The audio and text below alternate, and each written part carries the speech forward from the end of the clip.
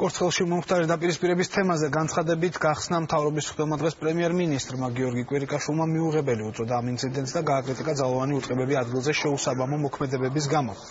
კიდევ რა განცხადებები გაკეთდა მინისტრთა კაბინეტის ხდომაზე? ანა წერეთელი ჩაგვერთვება დეტალებით. ეხლა მთავრობის ხდომა ადმინისტრაციაში უკვე ორ-საათზე მეტია რაც მიმდინარეობს. ამ დროისთვის იხილება დღის წესრიგით გათვალისწინებული საკითხები, მათ შორის რამდენიმე თემა.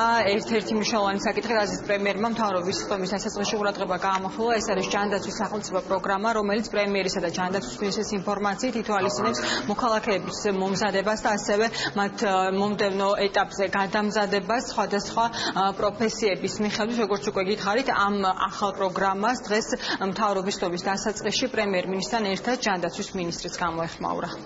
დღეს ჯანდაცვის სამინისტროს გამოაქვს პროფესიული მომზადება გადამზადების და კვალიფიკაციის ამაღების სახელმწიფო პროგრამა მთავრობის ხდომაზე.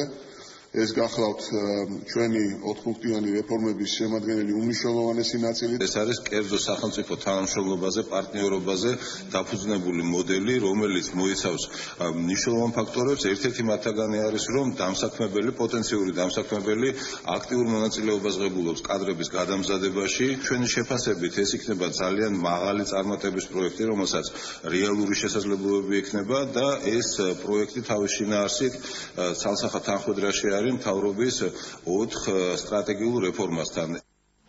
რამდენიმე ახალი ინიციატივა, რომელზეც ასევე პრემიერ-მინისტრმა ისაუბრა, ეს არის სოფლის მეურნეობის მიმართულებით დაგეგმილი პროექტების წახალისება, მათ შორის პრემიერის განცხადებით უახლოეს პერიოდში უკვე შესაძლებელი გახდება ათვისება იმ 50 მილიონის, რომელიც არის გამოყოფილი ევროკავშირის მიერ და რომელიც ითვალისწინებს სოფლის მეურნეობის განვითარებას, ასევე მეორე სიახლე, ეს არის EBRD-ის მიერ გამოყოფილი მნიშვნელოვანი თანხა, რომელიც დაეხმარებათ საწარმოებს, რომ მათი, ასე ვთქვათ, მუშაობა დაუახლოვონ ევროპულ სტანდარტებს.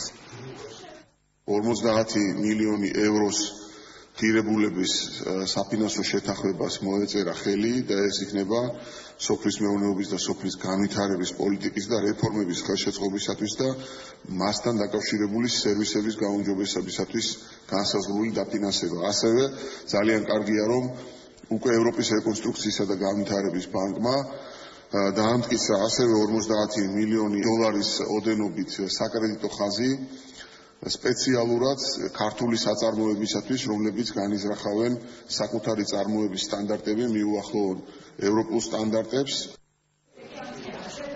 მთავრობის ხდომა ამ წუთებში გრძელდება და მინისტრთა კაბინეტის წევრები დღეს 40 საკითხს იხილავენ. დიდი მადლობა, ეს ანა წერეთელი იყო.